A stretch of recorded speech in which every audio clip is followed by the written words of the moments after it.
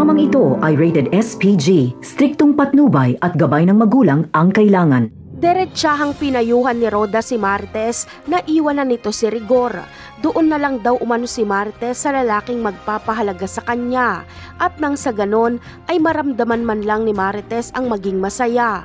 May punto si Roda kaya susundin ito ni Marites. Kaya sa pagdating ni Rigor at galit na galit ito sa kanya ay makikipaghiwalay na si Marites dahil pagod na siya kay Rigor. Imbis na si Rigor ay si David ang sasagot. Galit na galit niyang palalayasin si Marites dahil mas pagod na daw umano si Rigor.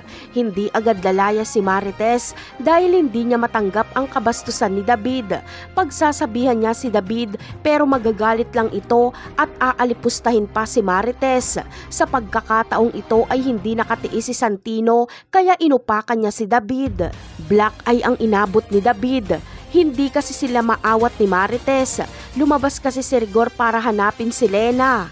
Kaya kinabukasan ay kulay ube ang mata ni David sa pagpunta niya sa mga Montenegro.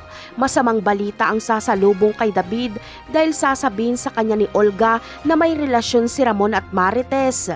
Sa kabilang banda naman ay interesado na nga si Tanggol na makuha ang kayamanan ng mga kabalyero, kaya kikilos na sila. Dito ay magpapanggap si Tanggol na siya ang tagapagmana ng mga kabalyero dahil lolo niya si Pakundo. Magaling si Divina gumawa ng peking dokumento kaya gagawa niya si Tanggol. Bibigyan niya ng bagong pangalan si Tanggol na kabalyero ang apelyido nito. Napakarami pa nating dapat abangan sa mga susunod na episode. Paalam!